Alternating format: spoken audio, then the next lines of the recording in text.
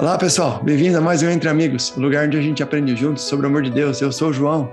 E eu sou o Pitu, e estamos aqui mais uma semana falando sobre o livro de Gênesis. E lembrando a você, seguimos a lição da Escola Sabatina da Igreja Adventista do Sétimo Dia. E se vocês têm acompanhado a gente, vocês vão perceber que aconteceu alguma coisa semana passada. O que aconteceu, João? Pitu, essa semana, como nós não somos pastores, né, nem teólogos, a gente tem um trabalho, né, que a gente toca todo dia, tem as coisas da vida. Infelizmente, dessa vez, a gente não conseguiu fazer o estudo da Torre de Babel. Eu estava até brincando com o Pitu antes aqui, que a gente tentou fazer o estudo, mas Deus confundiu a nossa língua, a gente falou em línguas diferentes, não conseguiu. Mas a realidade é que, infelizmente, às vezes as atribuições do dia a dia nos fazem não conseguir dedicar tempo, que é uma coisa que a gente está trabalhando, né, Pitu? Pela fé, nós vamos cada vez mais. Acho que nós falamos em 100 vídeos, nós falamos 2 vezes, né, Pitu? Essa é a segunda, mas pela fé nós vamos continuar a cada semana. Por favor, semana que vem estaremos aí, né? A Torre de Babel, rapidamente, é um episódio tremendo. Eu só quero dar uns 30 segundos ali, Pitu, que é aquele momento depois do dilúvio, onde o povo sai de perto da arca, vai para a planície de Shinar, e ali naquela planície eles tentam fazer um nome para eles mesmos, né? E eles se reúnem e eles tentam evitar uma nova catástrofe, não confiando na promessa de Deus que nunca mais haveria um dilúvio. Eles queriam criar uma torre tão grande para chegar ao céu, e todos nós fazemos isso de uma maneira ou de outra, né? E, inclusive, a lição dessa semana sobre Abraão vai falar muito sobre a questão da confiança, né? E o fato de Abraão ter que pegar e ter que sair de onde ele está para aprender a confiar em Deus de uma maneira diferente, né? Que é o que nós vamos falar hoje. Isso, exatamente, João. Você já falou que eu ia falar, né? Então, estudando sobre a vida de Abraão, que a gente sabe que ele saiu da sua terra natal e foi para onde Deus o mandou. Como você falou, Deus falou, vá. E em Gênesis 17:8 fala que Abraão era um peregrino e ele foi chamado de estrangeiro, porque ele saiu e foi para onde ele nem sabia para onde ia. Uma história muito legal, uma história que, de novo, a gente já conhece a história de Abraão. A gente conhece que ele era chamado de Abrão antes de Abraão. Então, essa fase aqui, a gente vai tentar chamar ele de Abrão e não Abraão. Então, se a gente errar, perdão aí, porque é o costume. Mas essa fase aqui, vendo dentro de Abraão, não só necessariamente, né, o que ele fez e o chamado, mas o que o motivou a fazer certas coisas. Porque ele foi, né, ele estava lá na Babilônia, do Ur, saiu e depois de lá ele também foi para o Egito. Então a gente vai analisar essa sua trajetória de Abrão. E você vê, Pitu, Abraão vivia uma vida tranquila, né? Numa cidade, né? Onde todos os povos se espalharam depois da Torre de Babel, e ele vivia numa cidade tranquila, uma cidade desenvolvida, né? E ele chegou num ponto da vida dele que ele teve que ouvir a voz de Deus, né? A lição diz bem fortemente aqui, ó: em sua jornada, Abraão está suspenso no vazio, quando ele deixa a sua terra, as suas raízes, né? Que o título dessa lição é Abraão e suas raízes, né? Ele deixa as suas raízes, então Abraão, no momento que ele está, da história que vamos revisar hoje, ele está sem passado, porque ele se desconectou completamente das pessoas, e ele está sem futuro, porque ele não sabe para onde ir. Deus disse, vá para uma terra que eu vou te mostrar, né?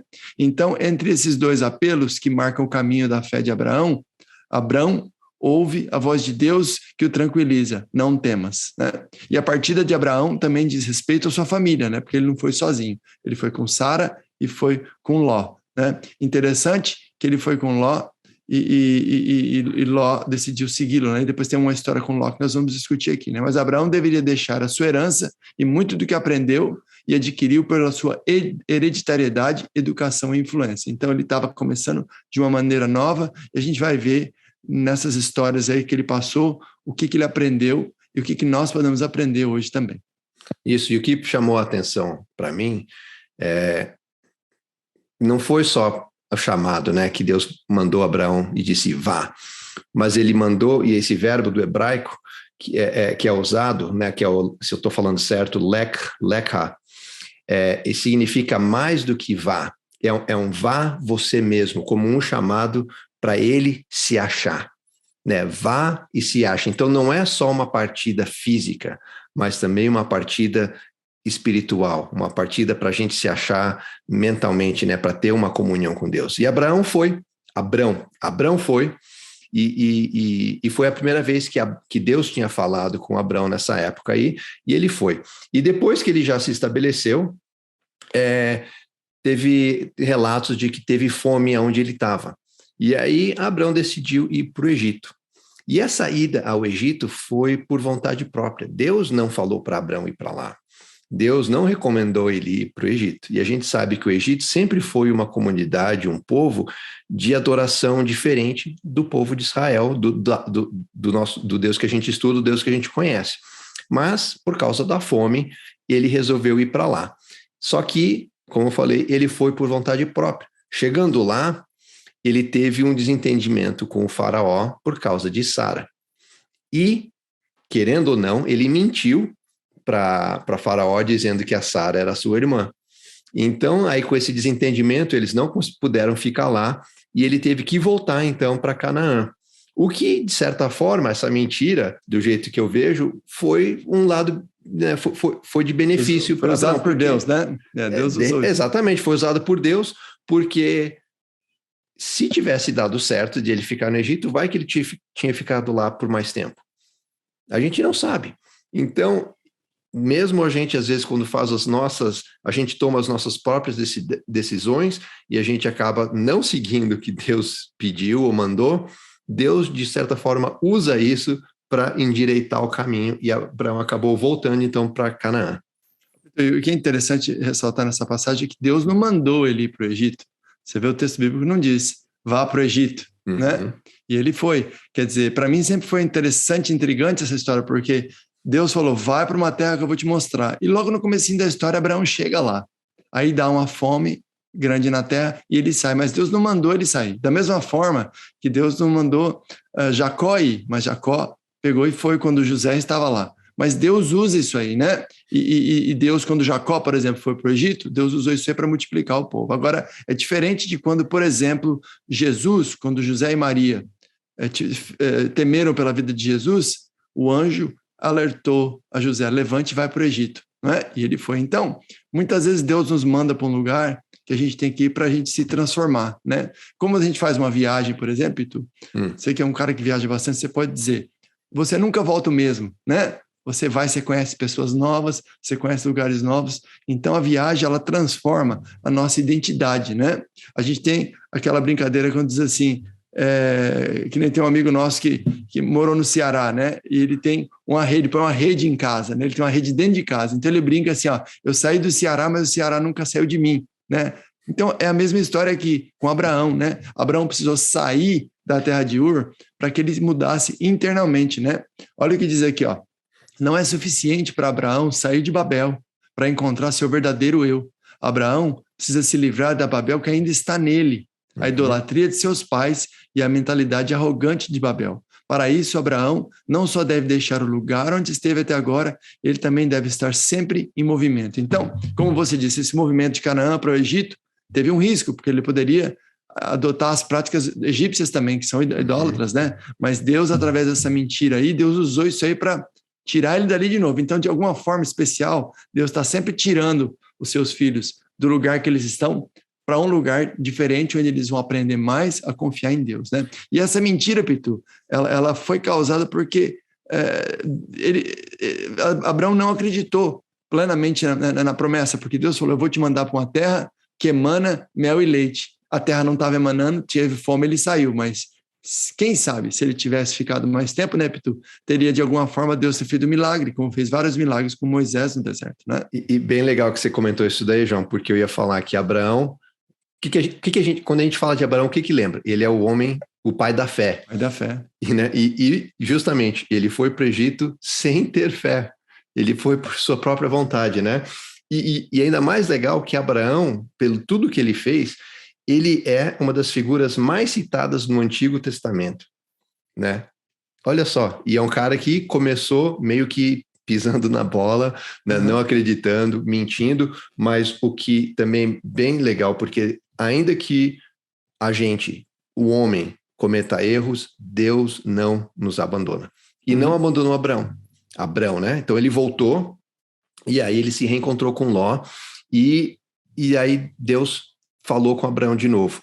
E esse é o segundo registro, desde que ele falou a Abrão lá em Ur, para ele ir, agora é a segunda vez que ele fala de novo com ele, onde ele fala para ele dividir a terra com Ló. Mas olha o interessante, porque quando ele saiu, ele tinha que se encontrar. E ele, por vontade própria, por ego, o que for, ele foi para o Egito e agora voltou. E quando ele se encontra com Ló, o que ele fala para Ló? Ló, que Deus primeiro mostrou para ele, né? Olha para todos os lados, até onde a vista consegue ver, toda essa terra eu te darei. Então, ele já sabia disso. E agora ele tinha que se separar com Ló, só que ao invés de ele ser, porque ele era o patriarca, o mais velho, era o tio, ele podia ter dito para Ló, olha, eu vou para esse canto aqui, você vai para outro canto.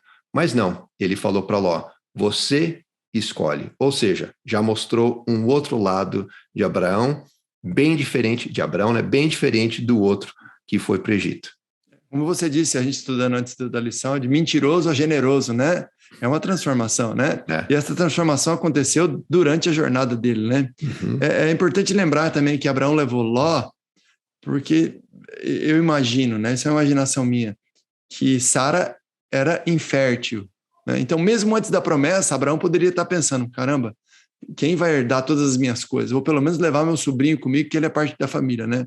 E sabemos que, nós vamos ver semana que vem, que Deus promete a Abraão ter herdeiros, né? E a primeira opção de Abraão é o que é o Ló, né? O Ezequiel, que é o servo deles, né? Agora, o que é interessante, Pitu, e que nós vamos estudar nessas próximas semanas com Abraão, é que a vida inteira de Abraão, ele foi forçado, de uma maneira ou de outra, a depender de Deus. Às vezes a gente pensa, Abraão é o pai da fé, ele nasceu com a fé, oh meu Deus, eu não sou que nem ele, mas não, Abraão estava no cantinho dele, ele foi, empurrado para sair da cidade dele. Aí depois teve a fome, ele foi empurrado para o Egito. Quer dizer, de uma maneira ou de outra, o que acontece? Ele tá sempre em movimento.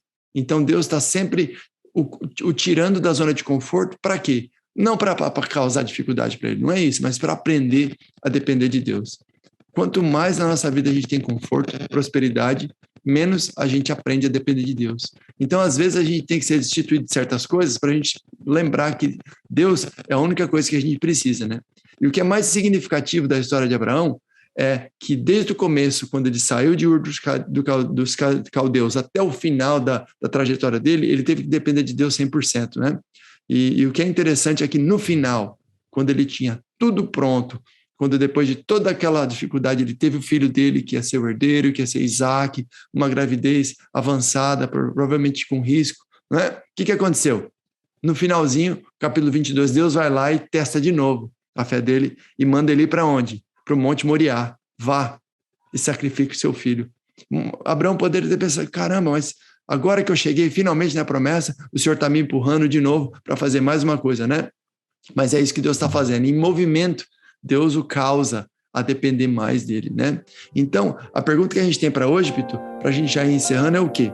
O que Deus pode estar chamando você para deixar para trás? Ou seja, que parte da sua vida você teria que abandonar para se preparar para a volta de Jesus, não é? Porque é uma coisa real, Pitu. Cada um de nós vai construir nossos castelinhos, né? A gente compra casa, a gente pinta, a gente arruma um trabalho, a gente tem família, né? A gente quer fazer nossos planos, mas quanto disso aí, de repente, está nos afastando de Deus, né? Todas essas coisas são boas, mas Deus sabe o nosso coração. E se tem alguma dessas coisas que vai nos desviar de Deus, Ele vai e nos manda para o próximo lugar, né? Que Deus nos abençoe, Pitu, e que a gente continue atento à voz de Deus e que a gente continue atento a esse chamado para ir de um lugar para o outro, porque a cada viagem, a cada jornada, né, Deus quer nos transformar e quer nos redimir o nosso coração para que a gente esteja pronto para a sua volta, para encontrar com Ele e viver com Ele para sempre, né? Amém. Vamos orar então, João? Vamos orar. Bondoso Pai, muito obrigado por mais um estudo, muito obrigado pelo exemplo da vida de Abraão, de como ele começou e como ele aprendeu a depender de Ti.